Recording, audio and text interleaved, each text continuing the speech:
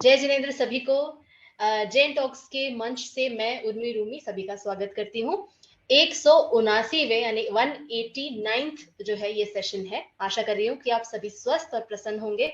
चतुर्मास के आराधकों को प्रणाम और सभी को हार्दिक अभिनंदन।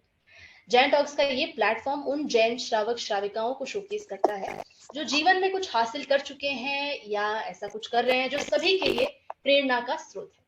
एक ऐसी ही बातचीत की जाती है जिसका प्रभाव जीवन में एक सकारात्मकता लेके आता है। और आज का कार्यक्रम शुरू करते हैं हमारे मेहमान श्रीमान श्रावक आईपीएस अगम जैन जी के स्वागत में, उनके छोटे से परिचय के साथ। हालांकि उन्हें परिचय की कोई आवश्यकता नहीं है, लेकिन फिर भी कार्यक्रम की रीत निभा रही हूँ। अगम, इस नाम की खूबसूरती ये है कि इसे अगम पढ़े तो इसका मतलब होता है ज्ञान या ऐसा कुछ जो बहुत दूर तक जाए, प्रोफाउंड। और इसे रोमन में लिखा हुआ AGAM पढ़े तो ये आगम भी हो जाता है, यानी हमारे शास्त्र जो इतने पावन हैं, ज्योति से भरे हुए हैं और हमेशा हमारा मार्गदर्शन करते हैं। तो इस प्रशस्त नामकरण के बाद कोई बालक इतना बहुमुखी प्रतिभा से लबरेज नहीं होगा तो क्या होगा। मुझे यकीन है इस नाम को सार्थक कर देने के लिए इन पर काफी दबाव भी रहा होगा, लेकिन इन्होंने सभी परिस्थितियों से जीतते हुए 2015 में यूपीएससी में 133वां स्थान हासिल किया। तो आगे की बातें जानते हैं खुद अगम जी से ही। आपका बहुत बहुत स्वागत है। हम धन्य हैं और कृतज्ञ हैं कि आप हमारे इस जैन टॉक्स के प्लेटफॉर्म पर आए। बहुत बहुत धन्यवाद। तो जय जिनेंद्र। तो मैं सीधे ही दंदनाते हुए क्वेश्चंस आपसे सवाल करना शुरू कर दूं या आप हमें कृतार्थ करेंगे 2 शब्द अपनी तरफ से कहते हुए? हम बिल्कुल चर्चा कर सकते हैं। बेसिक तो आपने बता ही दिया है, तो उसके पहले का थोड़ा सा बैकग्राउंड में बता देता हूँ कि मेरे जो परिवार है वो शुरुआत से ही जैन सिद्धांत, जैन दर्शन के पढ़ने पढ़ाने में जुड़ा हुआ रहा है। और मेरे फादर, मेरी मदर और मेरी सिस्टर तीनों संस्कृत और जैन दर्शन के विद्वान रहे हैं, तो उन्हीं से ही मुझे शुरुआत में सब कुछ पढ़ने सीखने को मिला। फिर उसके बाद मैंने एक इंस्टीट्यूशन है मंगलायतन तीर्थ धाम, जो अलीगढ़ में स्थित है, कई लोग उसके बारे में जानते भी होंगे। बहुत भव्य मंदिर भी वहाँ पर बना हुआ है। तो वहाँ के जो मेन कर्ता धर्ता थे श्री पवन जी जैन, उनके माध्यम से मुझे आगे की स्कूलिंग करने का सौभाग्य मिला। और फिर उसके बाद दिल्ली में रह करके वहाँ भी अपनी एक संस्था ने मुझे सहायता की, उसके कारण से मैंने यूपीएससी की तैयारी की और फिर सिलेक्शन हुआ। उसके बाद आपने बताई दिया है। जी, जहाँ भी मैंने पढ़ा है, जहाँ से भी मैंने आपके बारे में जो भी इंफॉर्मेशन निकालने की कोशिश की, ये कहानी यहीं से शुरू होती है कि आप किस तरह से यूनिवर्सिटी पहुंचे और फिर क्या हुआ। कहीं-कहीं कोटा का भी ज़िक्र आता है। लेकिन मेरी जो क्यूरियोसिटी है, जिज्ञासा है, वो आपके बचपन से शुरू हो रही है। तो आपका बचपन कैसा था? शुरुआती जीवन में किस तरह का माहौल था घर में? क्या-क्या होता था? ज़रा विस्तार से बताइए। जो बचपन का जीवन था वो बहुत ही, ऐसा कह सकते हैं कि जैन दर्शन के सिद्धांतों से परिपूर्ण था। बचपन से ही जो अहिंसा की सीख होती है वो हमको दी गई थी कि किसी भी जीव को मारना नहीं है, सताना नहीं है, किसी का दिल नहीं दुखाना है, रात्रि भोजन नहीं करना है, छना हुआ पानी पीना है। तो ये सारी चीजें मुझे बचपन से ही सिखाई गई थी। और हर दिन दर्शन जाना है, दर्शन करने जाना है। कभी कभी ये भी होता था स्कूल जाने के पहले लेट उठते थे, स्कूल के लिए तैयार होते थे, तो फिर मम्मी हेल्प करती थी कि जल्दी से जाकर के दर्शन करके आओ, और तभी फिर दूध मिलेगा, नाश्ता मिलेगा और आगे जाकर के स्कूल जा पाओगे। जितने भी त्योहार होते थे, हमारे पर्व होते थे, चाहे पर्युषण पर्व है, दशलक्षण पर्व, अष्टामिका है, महावीर जयंती है, दीपावली है, शुक्ल पंचमी है, अक्षय तृतीया है, सारे पर्व जो है वो बहुत ही हर्षोल्लास से मनाए जाते थे। मुझे सिखाया जाता था, जहाँ जहाँ भी अवसर मिलता था बोलने का भी, उसके बारे में सीखने का भी। बचपन से ही पाठशालाएं जाने का भी मौका मिला। पाठशालाएं जो आज के समय में बहुत कम हो गई हैं, कि सभी लोग शाम को मिलकर के अपने संस्कृति, अपने इतिहास और अपने ग्रंथों और अपने सिद्धांतों के बारे में सीखते थे, तो वो भी सीखने का बचपन में अवसर मिला। बहुत ही सुंदर ये बात है। मेरी भी बेटी है 8 साल की, और पाठशाला के लिए उसे हम प्रेरित करते हैं, और सभी जो है ये क्रियाएं हमारे भी घर में होती रहती है। इन क्रियाओं का या इस तरह की जो परवरिश है उसका आपके आपके पर्सपेक्टिव्स पे, आपके एटीट्यूड पे, आपके रवैये पे क्या फर्क पड़ा उससे? बहुत फर्क पड़ा। मुझे ऐसा लगता है कि जो बचपन से ये सारी चीजें सीखते गए, देखते गए, तो वही धीरे धीरे मुझे लगता है कहीं ना कहीं कि हमारे कैरेक्टर में भी आई। बचपन की सारी चीजें, फिर एक जो मुझे थोड़ा सा अपना कैरेक्टर चेंजिंग लगता है वो ये था कि जब मैं 9th क्लास में मंगलायतन, जहाँ का मैंने जिक्र किया संस्था में, तो वहां पर हम लोग अपूर्व अवसर, एक श्रीमद राजचंद्र जी द्वारा लिखा हुआ है। श्रीमद राजचंद्र जी गांधी जी के समय के एक बहुत बड़े विद्वान हुए हैं। बहुत छोटी सी उनकी उम्र थी, लगभग 40 वर्ष से भी कम थी, लेकिन वो गांधी जी भी उनको अपने गुरु मानते थे। जो गांधी जी ने जिनको 3 लोगों को अपना गुरु माना है उसमें श्रीमद राजचंद्र जी का भी नाम है। तो उनका लिखा हुआ है गुजराती में, तो उसको हम हिंदी में उसको पढ़ते थे। तो उसके कारण से मुझे लगता है कि बहुत सारी चीजें जो अंदर में परिवर्तन होने चाहिए, जो बाहर शायद समझ में नहीं आते हैं, वो परिवर्तन बहुत सारे उसके कारण से हुए। तो ओवरऑल मुझे लगता है कि अब मैं अपने बारे में कैसे बताऊं, क्योंकि मैं 100% नहीं कह सकता कि मैं सारी वो चीज़ों को फॉलो करता हूँ, लेकिन धैर्य रखने में, संयम रखने में, नियम पालन करने में, किसी के भी सामने उन चीज़ों को कहने में नहीं डरने में, ये सारी सिद्धांतों की सहायता मिली, ऐसा कह सकते हैं। क्या बात है। कहते हैं ना बचपन में जो बीज पड़ जाते हैं, जो जमीन बड़ी उपजाऊ होती है बाल मन की, और जो बीज पड़ जाते हैं फिर वो बहुत मजबूत दरख्त बनते हैं। तो जैन ऐसे कौन से सिद्धांत हैं जिनको आपको लगता है आपके जीवन पे बहुत ज्यादा उनका सत्प्रभाव है, या जो आपको रह रह के याद आता है? आ, यदि कुछ सिद्धांतों का मैं जिक्र करूं तो सबसे पहला उसमें मुझे लगता है कि एक है वीतरागता का सिद्धांत। वीतरागता का मतलब बहुत सरल है, लगभग हम सभी लोग जानते हैं कि राग और द्वेष से रहित होना। और उसी से जुड़ा हुआ है सर्वज्ञता, कि सब कुछ जान रहे हैं और उसके बाद भी न किसी के प्रति प्रेम है, न किसी से कोई दुश्मनी है, न किसी से राग है, न किसी से द्वेष है। तो शुरुआत में मुझे ये लगता है कि जिस कल्चर में हम लोग ढले हुए हैं, हम कई चीज़ों से बचने की कोशिश करते हैं। उधर मत जाओ, वो चीज़ गंदी है, कहीं मांस हमको दिख जाए, कहीं पर किसी जीव की हिंसा दिख जाए, या कहीं किसी के साथ अन्याय होता हुआ दिख जाए, तो हम उसमें नाक मुंह सिकोड़ लेते हैं या उस तरफ जाना पसंद नहीं करते। तो ये एक ऐसा सिद्धांत था, जब मैं सोचता था कि हम तो इतने व्यथित हो जा रहे हैं इस चीज को देख करके, जो सर्वज्ञ है वो भी तो इन चीजों को देखते होंगे और उसके बाद भी उनको दुख नहीं होता होगा। तो वो कैसे इस चीज को मैनेज कर लेते हैं, वो कैसे इस चीज को कर लेते हैं। तब फिर मुझे लगा कि चीजों से दुनिया में बचने की जरूरत नहीं है। आप जाओ आगे, जो आपके सामने आ रहा है उसको फेस ऑफ करो आप, और इसी वितरागता के साथ करोगे। किसी से हमको दुश्मनी भी नहीं है, किसी से हमें प्रेम भी नहीं है। तो ये चीज मुझे बहुत काम आती है। कभी कभी लोग पूछते हैं कि भोले सिंह में जैन आदमी कैसे आ गया, तो उसमें ये जो वितरागता का सिद्धांत है ये बहुत काम आता है। दूसरा है एक क्रमबद्ध पर्याय का सिद्धांत। क्रमबद्ध पर्याय ये बहुत आसानी से समझा जाए तो ये है कि जो चीज, जो घटना जिस समय जैसी होनी है वो उसी प्रकार से होगी। उसको कोई भी चमत्कार, मनोकामना, इंद्र, कोई भी बहुत बड़ा व्यक्ति, कोई भी उसको बदलने में समर्थ नहीं है। तो ये इसी प्रकार से ओवरऑल सब कुछ जैसे जैसे जैसी पर्याय होनी है, पर्याय इसीलिए उसको बोलते हैं, तो वो उसी प्रकार से सब कुछ होगा। तो ये एक चीज मुझे बहुत हेल्प करती है कि कभी कोई विपरीत परिस्थितियां बन जाती है, कोई ऐसी सिचुएशन हो जाती है कि जो हमारे मन के प्रतिकूल हो, तब हमको लगता है कि शायद ये तो ऐसा ही होना है, शायद ये मतलब ये ऐसा ही होना है, तो इसमें दुखी होने की क्या आवश्यकता है। और तीसरा एक सिद्धांत है, वो है अपरिग्रह का सिद्धांत, जिसको बहुत सारे लोग जानते भी हैं। और क्योंकि हम ऐसी फील्ड में, आप सब लोग भी जुड़े हैं, सुन रहे हैं, वो ऐसी जगह होंगे कि जहाँ पर हमको कहीं ना कहीं किसी न किसी चीज का लोभ, लालच आ जाता है कि इतना तो अपने पास होना ही चाहिए। तो उसमें हमारा जो अपरिग्रह का सिद्धांत, अटल सिद्धांत है, बहुत पुराना सिद्धांत है कि इन सब चीजों से जो चारों ओर से घेरने वाली हम हमारी चीजें, उससे हम बच करके रहें। तो वो एक सिद्धांत मुझे बहुत हेल्प करता है।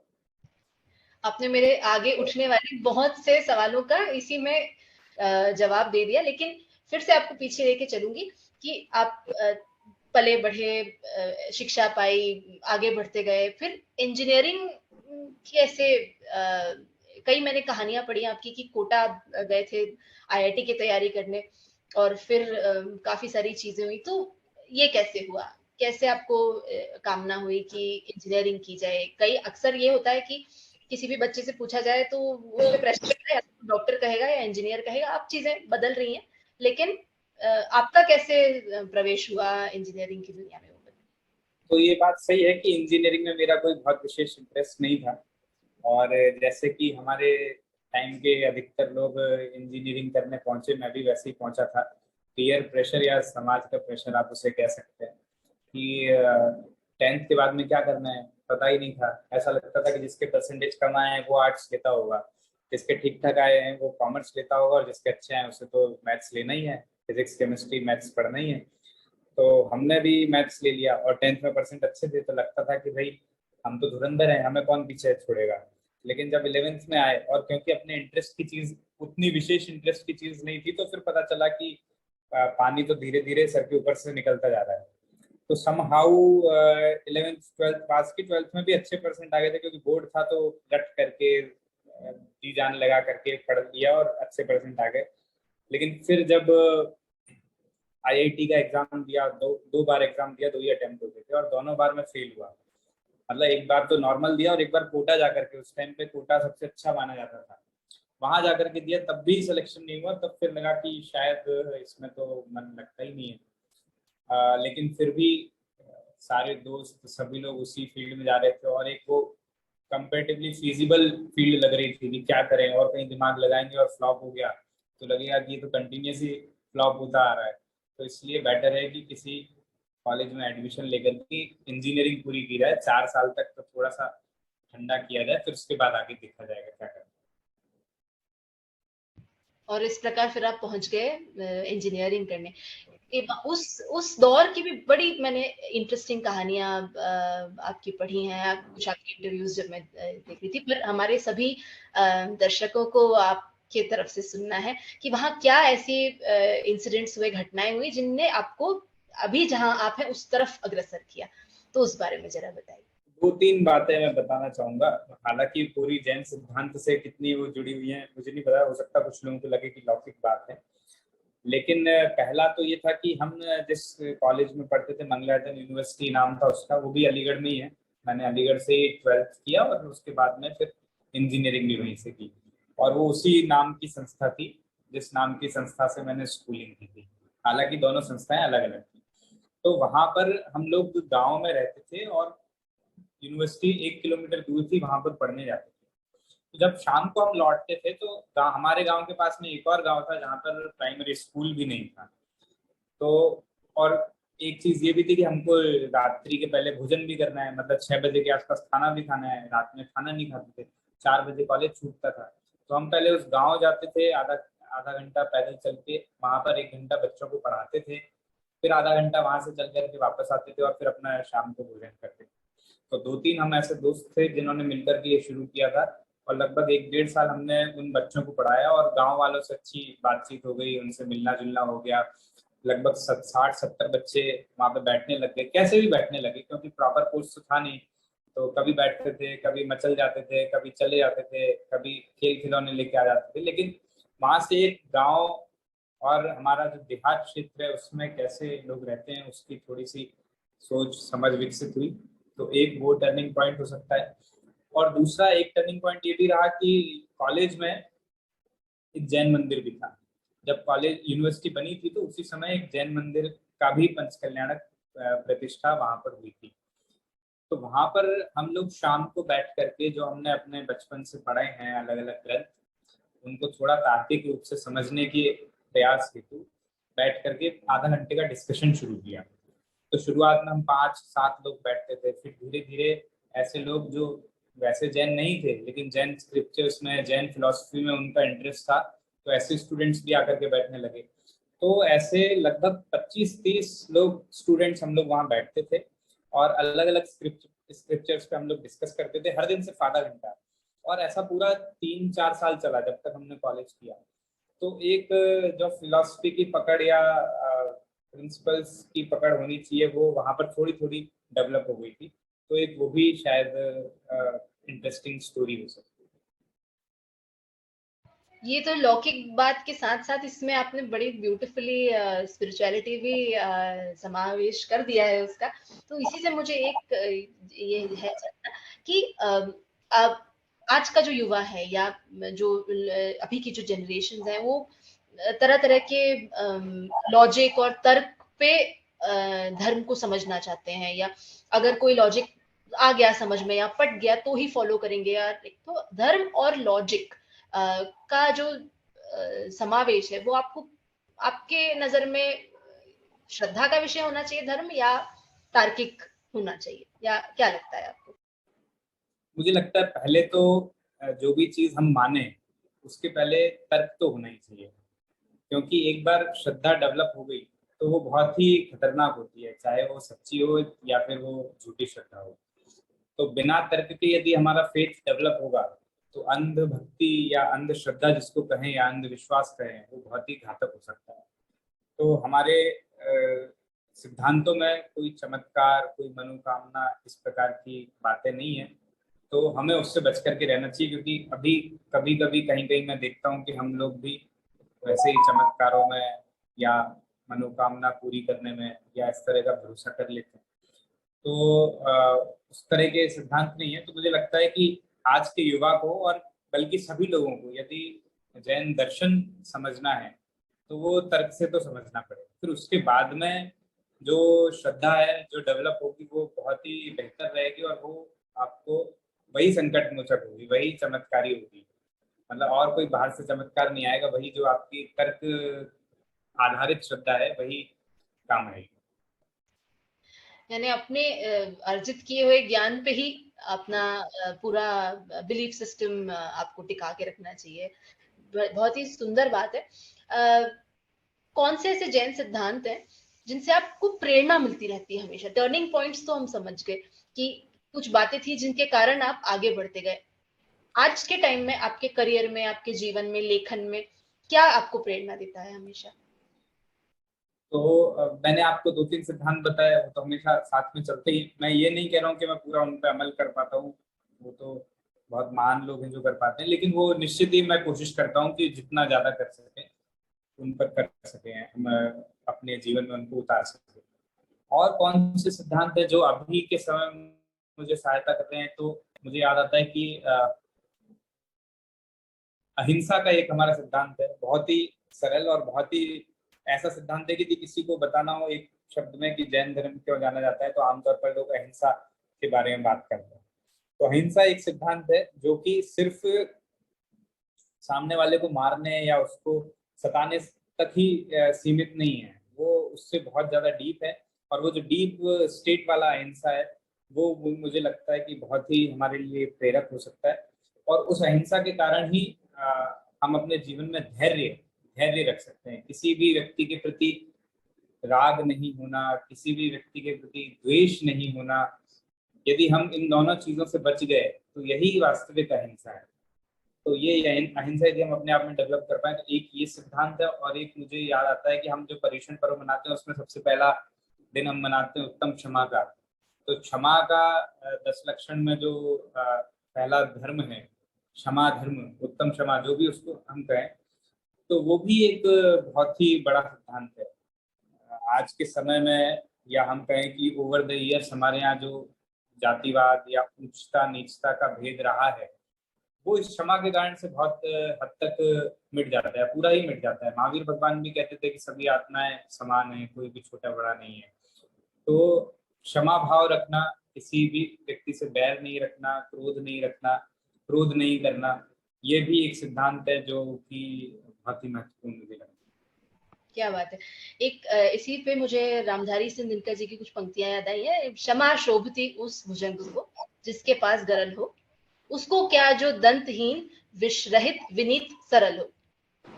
बात से आप कितना सामंजस्य रखते हैं और क्या सोचते हैं इस बारे में? सही बात है, क्षमा वीरस्य भूषणम, क्षमा वीरों का आभूषण है। क्षमा करना बहुत आसान बात नहीं है। आप खुद भी सोच करके देखें कि यदि किसी से गलती हो जाए तो क्षमा करना मतलब हमारे इसमें जान निकल जाती है। तो किसी भी व्यक्ति को, दोषी को, उस बात के लिए क्षमा करना ये एक बहुत ही बड़ी बात है। और क्षमा इसलिए नहीं कर रहे हैं क्योंकि हम कुछ और कर नहीं सकते, क्योंकि हम कुछ और बोल देंगे तो अभी पिट जाएंगे, इसलिए इसको माफी कर दो। ऐसा नहीं, ऐसी वाली माफी नहीं है।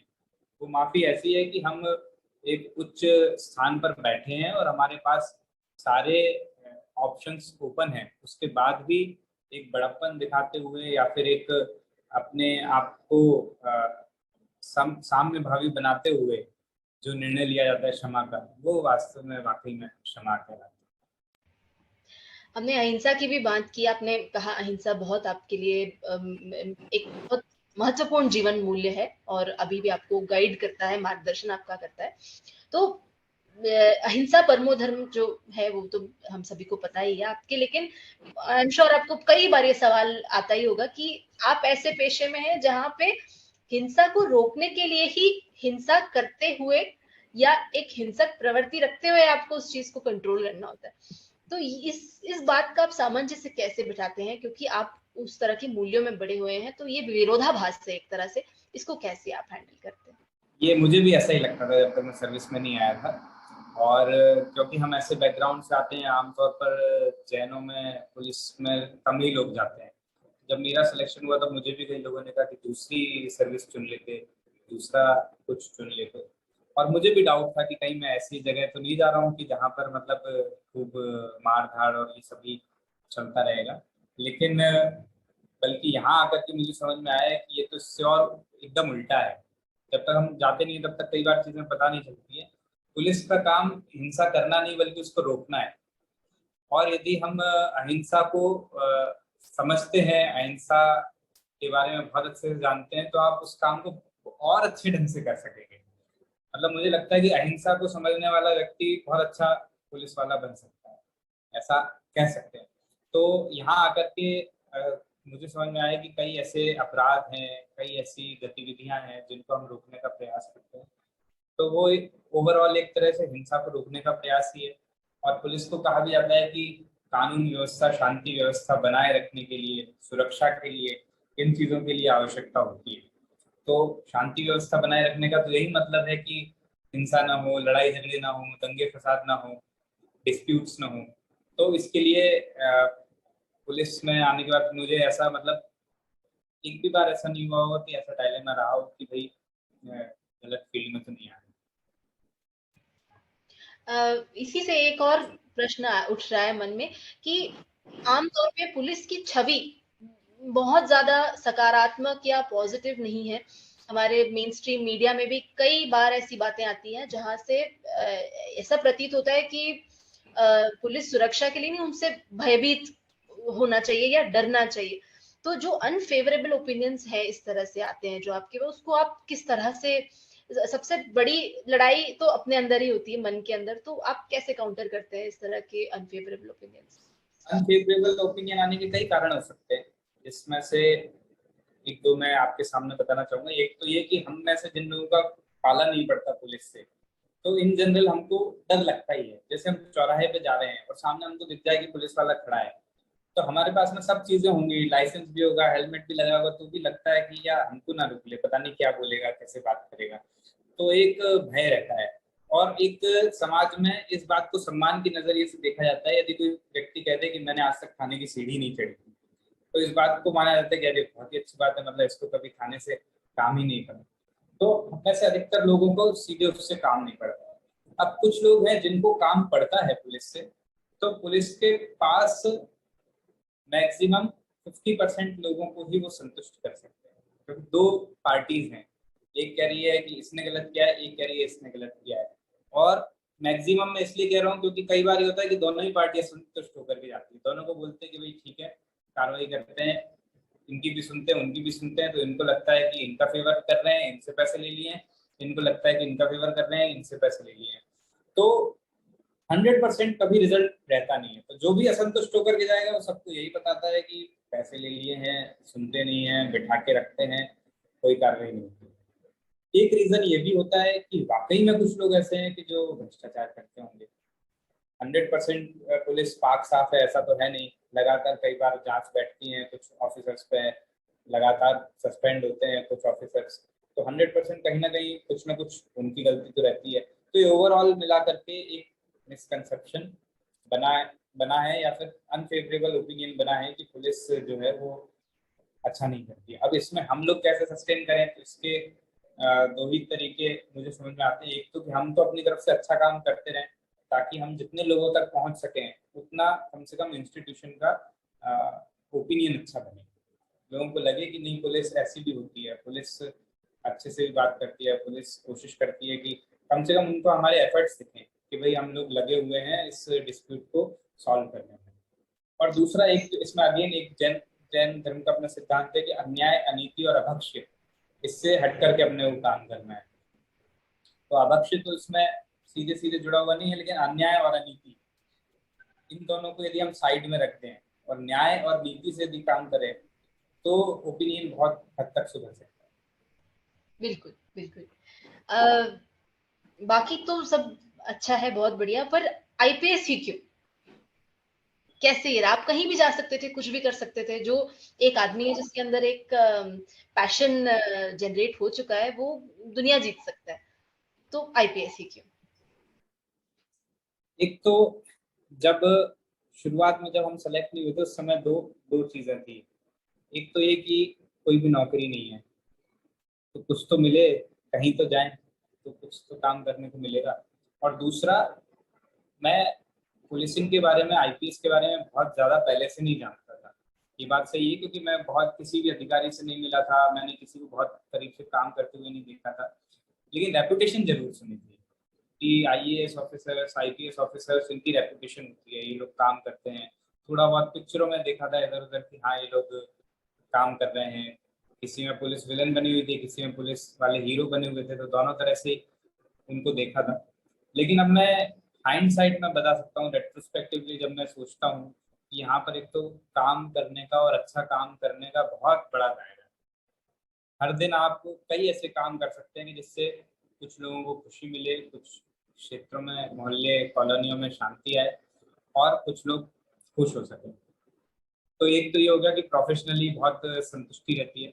पर्सनली एक चीज ये है कि बहुत सारे नए अनुभव सीखने को मिलते हैं, नई नई कहानियां सीखने को मिलती हैं, ऐसी चीजें कि जो आप शायद सिर्फ किस्से कहानियों में सुनते हो या किताबों में पढ़ते हो, पिक्चरों में देखते हो, हम उन चीजों के हिस्से बनते हैं। कई ऐसे केसेस होते हैं कि जिसमें हमको शुरू से जब एकदम टेंशन की स्थिति है कि ये केस सॉल्व होगा कि नहीं होगा, से लेकर के एंड में 2-3 महीने बाद तक जब फाइनली केस सॉल्व हो जाता है, उस पूरे सिचुएशन का हिस्सा बनने को मिलता है। तो पर्सनली भी लगता है कि यार कुछ तो बड़ा मतलब इंटरेस्टिंग सी चीज घटी है, तो उसको लेकर के बहुत अच्छा लगता है। फिर एक चीज पुलिसिंग में रहते हुए ये भी है कि आप जिस जगह पे रहते हो वहाँ की सामाजिक, ऐतिहासिक और जोग्राफिकल स्थिति जिस तरह से आप समझ पाते हो कि यहाँ पे इस तरह का क्राइम क्यों होता है, अच्छा क्योंकि यहाँ पे पहले से ये हिस्ट्री रही है, यहाँ पे ऐसा क्यों होता है, सर्दियों में क्यों होता है, क्योंकि सर्दियों में यहाँ पे टेरेन ऐसा है कि यहाँ पे खेती नहीं होती है, तो कुछ लोग ऐसे हैं जो गैंग बना के ये काम करते हैं। तो बहुत सारी चीजों को आप कनेक्ट कर पाते हो, और कनेक्ट करने से आपको वाइडर पर्सपेक्टिव मिलता है। तो आपका काम आपको बहुत सुदूर अंचलों में ले जाता होगा, इंटीरियर्स में ले जाता होगा। आपके सोशल मीडिया पे बहुत देखने मिलता है, आप बच्चों से काफ़ी इंटरैक्ट करते हैं और काफ़ी इंटरेस्टिंग आपके पोस्ट मैंने देखे हैं, उसके उनके कैप्शंस बड़े खूबसूरत होते हैं। तो ये क्या कनेक्शन है आपके एरिया के बच्चों से कनेक्ट करने का, और जो आप उनसे आप सीखते हैं या वो उन्हें आप सिखाने का प्रयास करते हैं, ये किस तरह का रिलेशनशिप है?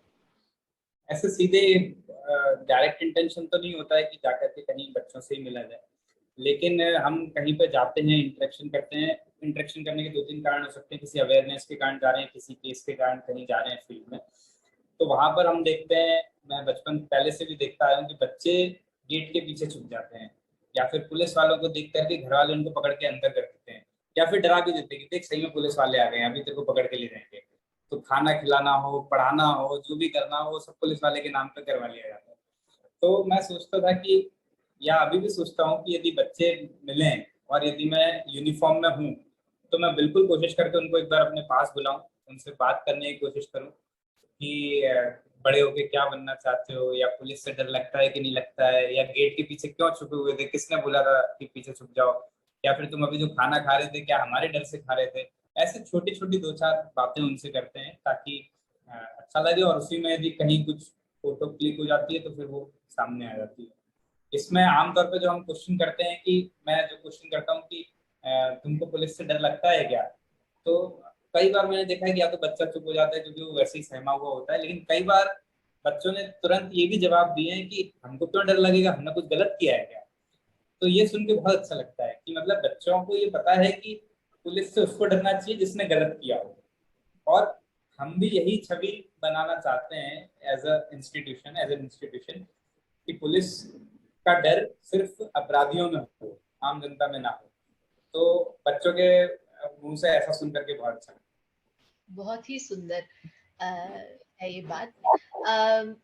आगे चलें। आप की 2 किताबें आ चुकी हैं बाहर, तो ये जो इतने सारे अनुभव आप फील्ड में लेते हैं, उनको यूज़ करते हुए तीसरी किताब कब आ रही है? आप ये अभी समय थोड़ा सा कम मिल पाता है, लेकिन कोशिश जरूर है कि अ, अगली जो किताब हो वो जल्दी आए। और अगली वाली जो किताब है वो मोस्ट प्रोबेबली पुलिसिंग अनुभवों पर आधारित की कोई कहानी होगी।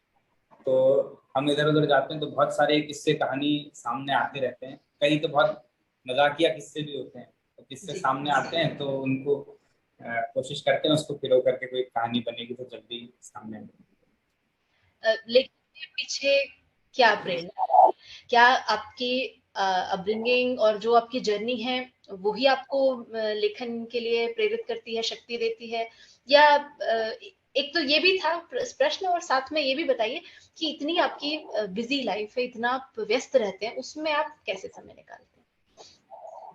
तो लेखन में मतलब बचपन से कोई लेखक जैसा लेखन तो नहीं रहा है मेरा। और मैं बहुत ज्यादा क्रिएटिव भी नहीं लिखता था पहले, बहुत ज्यादा थोड़ा थोड़ा कभी कभी कुछ मन में आता था तो अपनी डायरी में लिख लेते थे, क्योंकि अ, जब एग्जाम्स नहीं निकलते थे या तैयारी करते थे तो दुख तो होता ही था कि सिलेक्शन होगा कि नहीं होगा, कैसे होगा, इतने सारे लोगों से कंपटीशन है। तो जो छोटी मोटी चीजें होती थी वो डायरी में लिख लेते थे। तो उसी को लिखते लिखते मुझे पता नहीं कब ये चीज ऐसे सामने निकल करके आई कि, और जब मैं अपना पहला नॉवेल उपन्यास लिख रहा था तब भी मैंने नहीं सोचा था कि मैं नॉवेल लिखूंगा। एक दिन सडनली आप इसे कह सकते हैं नॉवेल लिखने का, तो कि जैसे फॉरेस्ट गंप मूवी में होता है कि वो एक दिन अचानक अपने घर से निकलता है और भागता चला जाता है। तो और 4-5 महीने तक भागता ही रहता है। तो वैसे ही मेरे साथ हुआ कि एक दिन सडनली मैं जब इंदौर में पोस्टेड था, कोविड का पीरियड था, कंपेरेटिवली टाइम था हमारे पास में, तो मैंने लिखना शुरू किया।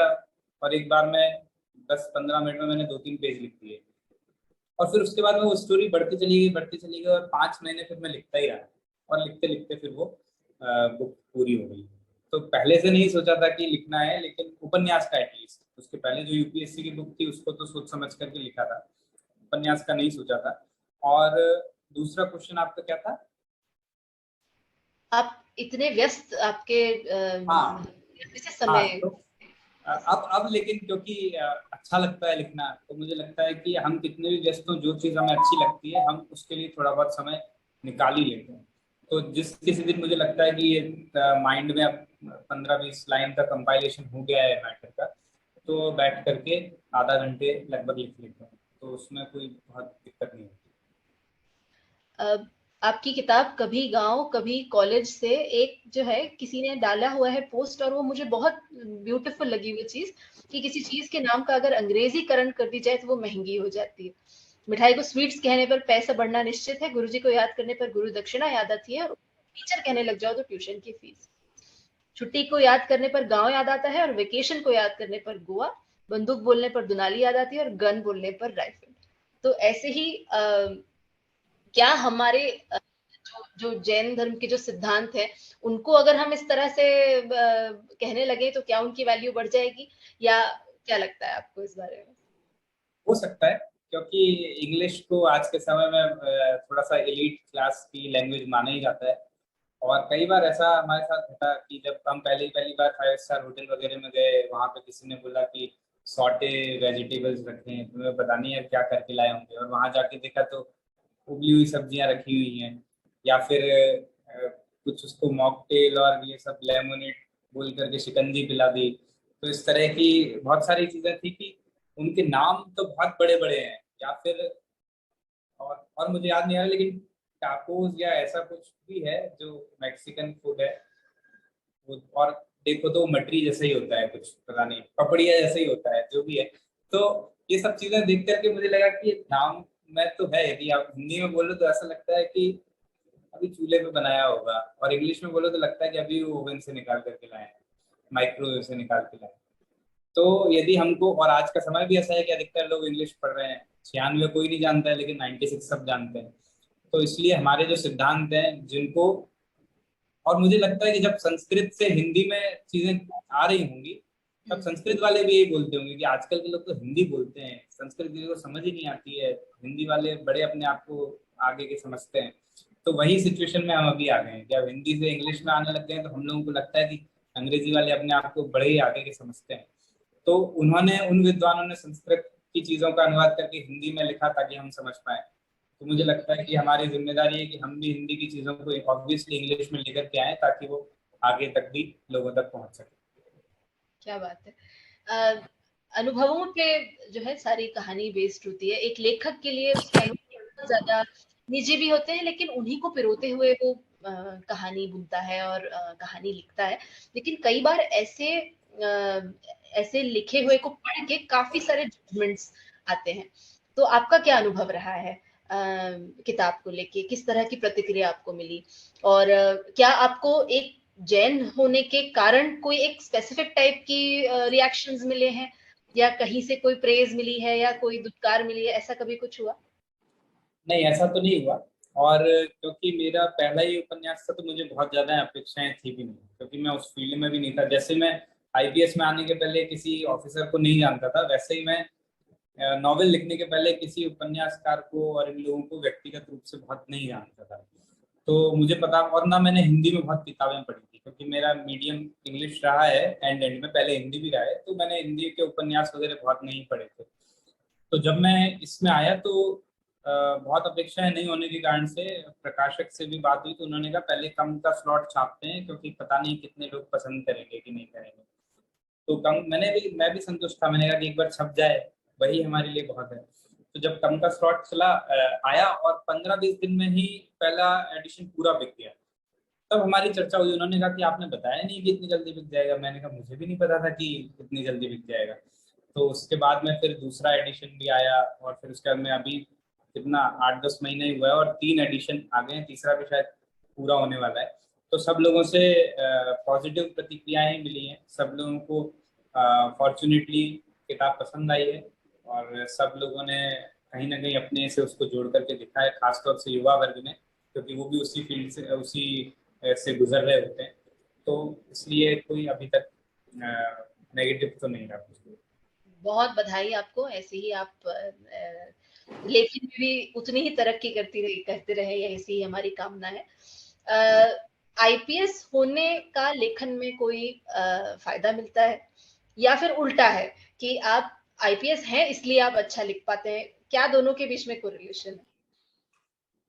वो रिलेशन, जैसा मैंने आपको बताया कि आईपीएस होने का लिखने में तो बहुत फायदा मिलता है, क्योंकि इतने किस्से कहानियां आपके जुड़ जाते हैं कि आपको बहुत ही मटेरियल कंटेंट जो होता है वो आपके पास में डेवलप हो जाता है कि आप उसके बारे में कुछ लिख सकें। जैसे एक घटना मुझे याद आती है, हम लोग वायरलेस सेट पे एक्टिव रहते हैं, जो भी चीज़ें होती हैं हम वॉकी टॉकी से एक दूसरे से शेयर करते हैं। तो जब कोविड का पीरियड था, जब किसी को टच करना भी बहुत मुश्किल था, फर्स्ट वेव की बात कर रहा हूँ मैं, कि जब किसी के घर भी नहीं जाते थे, लोग सबसे दूर दूर रहते थे, डर डर के रहते थे। लेकिन क्राइम तो उस समय हुए थे, हमको तो लोगों को पकड़ना ही था उस समय भी, वर्क फ्रॉम होम पुलिस तो कर नहीं सकती थी। तो अ, रात की बात है, 10 बजे की बात, और हम लोग फैमिली वाले साथ में बैठे हुए थे, और मेरे घर पर भी वायरलेस सेट लगा था, और उसमें कुछ ना कुछ चीज़ें आ ही रही थी।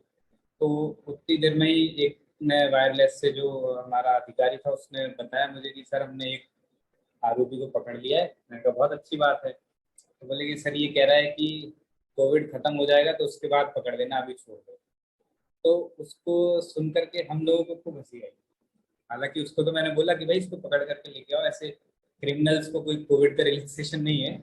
लेकिन क्रिमिनल्स भी क्या क्या सोच रहे थे कि कोई ना कोई बहाना तो आखिर में काम कर ही रहा है कि सर अभी तो छोड़ दो, कोविड चल रहा है, बाद में पकड़ लेना।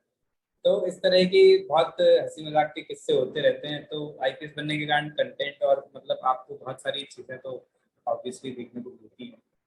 लेखन से पुलिसिंग में मुझे लगता है कि लेखन का एक महत्वपूर्ण अंग है पढ़ना। तो हम जो पढ़ते हैं उससे जरूर हमको पुलिसिंग में सहायता मिलती है, क्योंकि आप बहुत सारी चीजों को पढ़ते हैं तो कहीं ना कहीं आपको सहायता मिलती है। बहुत ही बढ़िया। आपकी जो दिनचर्या रहती है, काफी आपके लिए कोई टाइमिंग्स नहीं होते होंगे, जब भी इमरजेंसी है तब आप कार्यरत हो जाते होंगे। तो ऐसे में आप जैन दिनचर्या कैसे फॉलो कर पाते हैं? आपने बताया आप बचपन से ही रात्रि भोजन नहीं करते हैं, तो क्या अब भी वो आप फॉलो कर पाते हैं? हाँ, अब भी हो जाता है। और शुरू से ही मुझे लगता था कि वो करना बहुत कठिन नहीं है। हमारे फॉरेन टूर्स भी हुए, स्टडी टूर्स, तो उसमें भी कोई दिक्कत नहीं हुई। मुझे लगता है कि एक बार यदि हम ठान लें तो उसमें फिर कोई दिक्कत नहीं होती। इतनी सी चीज़ जरूर है कि जैसे एक आध दिन आप शाम को आने में लेट हो गए तो उस दिन मत खाइए, कोई दिक्कत नहीं है। एकासन तो हम वैसे भी करते ही हैं। और एकासन को शायद आयम बिल बोलते हैं, मतलब जो भी है। तो हम मतलब एक ही बार दिन में खाएं तो भी कोई दिक्कत नहीं है। जी तो जी। आप नेक्स्ट डे खा लीजिए। और इंटरमिटेंट फास्टिंग का एक अभी नया कंसेप्ट आया है कि भाई हाँ। 12 से 14 घंटे का गैप होना चाहिए, तो अपना बाय डिफॉल्ट फॉलो हो ही रहा है। तो हर तरीके से वो फायदेमंद है, हेल्थ वाइज भी। और आप फिजिकल एक्टिविटी करते हैं तो उसके लिए भी। और जो हमारे प्रिंसिपल्स बचपन से चले आ रहे हैं वो तो फॉलो हो ही रहे हैं। तो इसलिए अभी तक फॉलो करने में कोई कहीं दिक्कत नहीं है। अच्छा जी। मुझे चैट में कुछ क्वेश्चंस आ रहे हैं, और किसी ने पूछा है कि जैन धर्म में कहा गया है कि सब कुछ पहले से निश्चित है, तो फिर हमारे हाथ में क्या है? इसे आप कैसे आंसर करेंगे? अ, इस चीज को स्वीकार करना, यही बहुत बड़ा अपने आप में पुरुषार्थ है। मतलब एक ये क्वेश्चन हमेशा चलता रहेगा कि जब सब कुछ निश्चित है तो हमारा पुरुषार्थ क्या बचा, हम क्या करेंगे फिर। हम तो कुछ बदल ही नहीं सकते, जो होना है वो पहले से ही होना है। तो सबसे बड़ी चीज इसमें यही है कि सर्वज्ञ जानते हैं कि पहले से होना है, लेकिन आप तो हम तो जानते नहीं है। इस चीज को स्वीकार करना कि जो जैसी परिस्थिति बनेगी वो उसी प्रकार से बननी थी, ये अपने आप में बहुत बड़ा पुरुषार्थ है। तो फिर कोई कह सकता है कि हम पढ़ना छोड़ देते हैं आज से, पास होना होगा तो होंगे, फेल होना होगा तो फेल हो जाएंगे। तो आप क्रमबद्ध प्रक्रिया यही कहती है कि आप आज पढ़ना छोड़ेंगे और 4 दिन बाद आपका रिजल्ट आएगा और आप फेल ही होंगे उससे। तो और यदि आप पढ़ते रहेंगे तो निश्चित ही वैसा ही होना था और आप पढ़ करके पास होंगे। तो आप तो अपना पुरुषार्थ अपने हिसाब से करते रहें, और बस इस बात को जरूर मान के चलें कि जो जिस समय जैसा होना था वो उसी प्रकार से हुआ है। ये परिपक्वता, ये मैच्योरिटी हर एक जीवन के हर एक आयाम में आना बहुत जरूरी भी है, और बहुत फायदा भी करता है, बहुत अच्छा भी रहता है हमारी खुद की मेंटल हेल्थ के लिए, मुझे लगता है। किसी को कोई प्रश्न अगर करने हो तो आप कर सकते हैं। विपुल जी हैं शायद, हाँ बोलिए। हाँ, मैं ये कहना चाहता हूँ, पूछता हूँ कि अगम जी, आपके जो आईपीएस बनने में आपके पिताजी मतलब पंडित राजकुमारी शास्त्री का क्या योगदान रहा? और उन्होंने अपने जीवन में जैसे अनेक विद्वान खड़े कर दिया, देश और विदेश में इतने विद्वान खड़े कर दिए, पूरा जीवन उन्होंने जैन धर्म के लिए निकाल दिया। तो आप ऐसे आईपीएस कितने खड़े करेंगे? आपका क्या वो है विचार? बहुत और बड़ा पिता योगदान।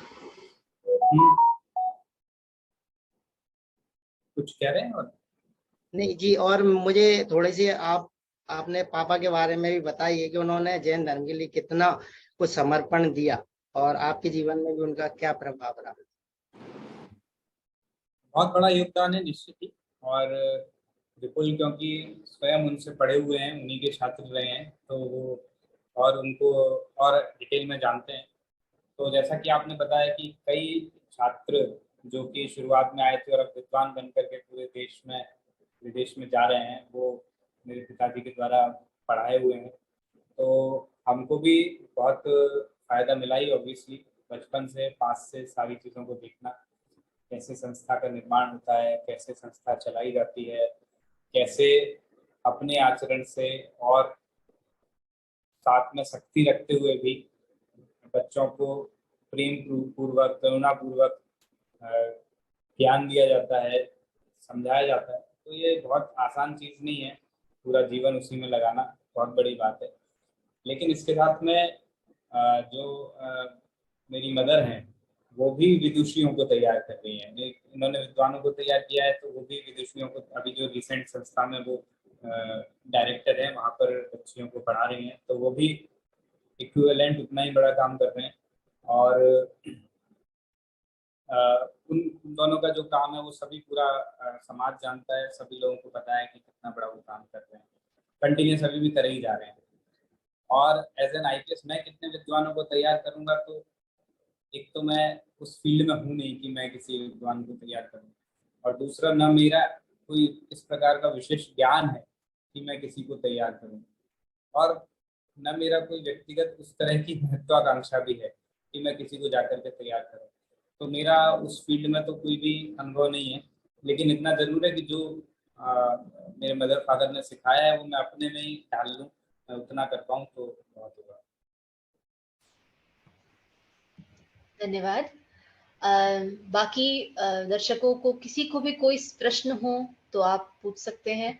आप इसमें रेज हैंड का ऑप्शन है वो दबा दें और हम आपको सवाल पूछने का मौका देंगे।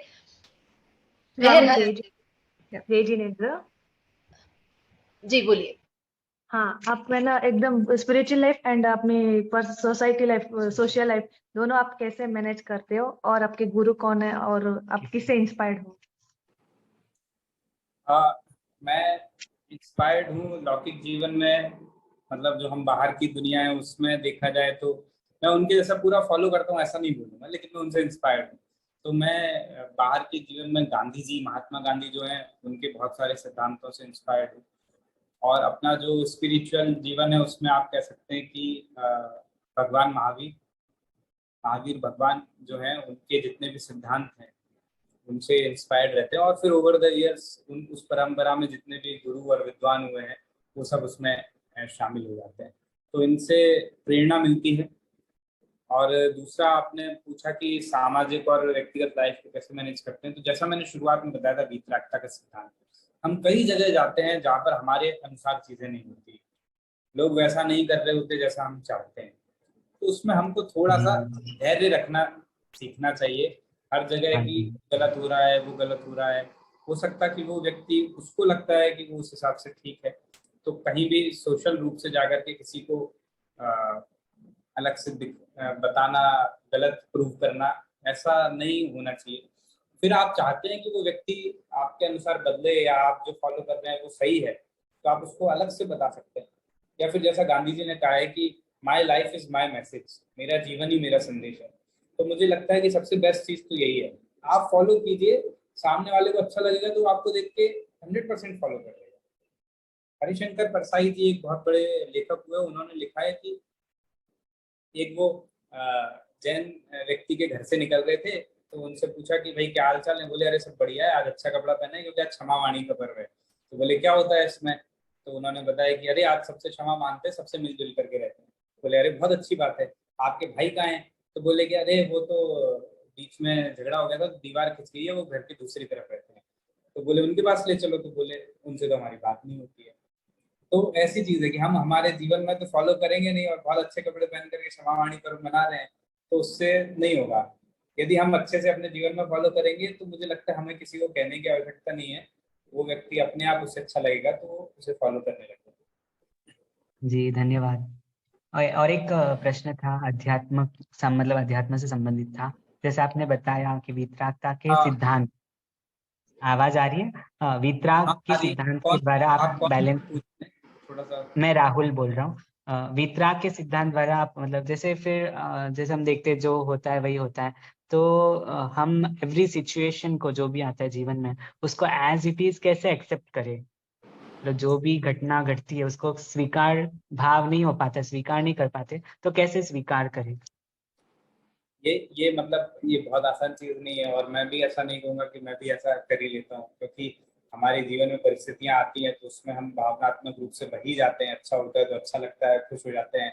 बुरा, जैसे अभी उर्मी मैडम इंट्रोडक्शन दे रहे थे तो मुझे लग रहा था अरे वाह क्या बात है, इतनी अच्छी बात कही है, तो हम बही जाते हैं। लेकिन इसी को कंटिन्यूस पालन करते रहना वास्तविक तप कहें या फिर वास्तविक समाधि कहें, वो यही है कि हम हमारे जीवन में इस चीज को ला पाए कि कुछ चीज में सहज बने रहे, कैसा भी हो हमें उससे कोई परेशानी ना हो।